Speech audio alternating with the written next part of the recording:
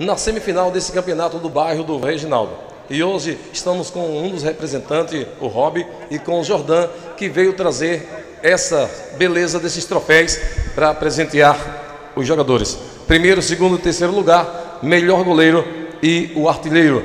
A comunidade está muito agradecida pelo que você está fazendo. Eu quero saber, nesse momento, coisa que nunca teve no Reginaldo, qual a sua sensação?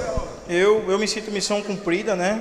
Graças a Deus está sendo tudo organizado diante as organizações que tem, como o Robson e outros, né? Fico feliz e o segundo campeonato vai ser melhor ainda. A gente está cada vez mais trilhando um caminho que possa sempre mudar a cara da comunidade e ter um lazer, né? Que isso é um lazer. E se Deus quiser, se depender de mim e de muitos organizadores, a gente vai botar isso para frente cada vez mais.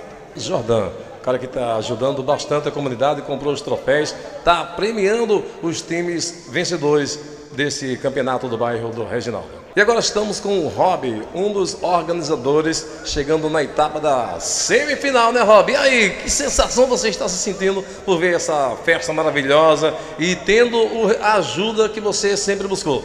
Rapaz, é um prazer imenso do nosso amigo Jordan, que nem a gente dizia. Aqui a gente não teve ajuda de nenhum presidente do bairro, só nosso amigo Louro. E hoje a gente estamos na festa aí, ó. Reta final do nosso campeonato e agradecer mais, primeiramente a Deus, depois o Jordan, que ajudou a gente nessa caminhada. É isso aí, os times que estão participando dessa festa maravilhosa na semifinal, só primeira, segunda ponte, Bayer de Monique e também o Barraqueiro. SOS Maceió, diretamente do Vale do Reginaldo.